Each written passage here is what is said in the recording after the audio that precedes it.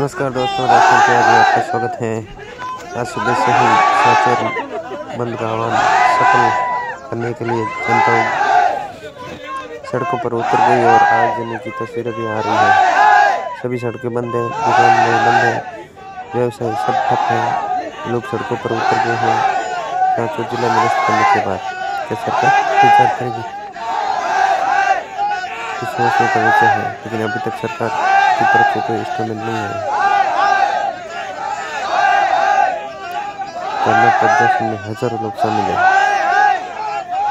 सभी रास्ते बंद कर दिए गए हैं। इस वीडियो को देखने के लिए लाइक और सब्सक्राइब जरूर करें। बहुत बहुत धन्यवाद।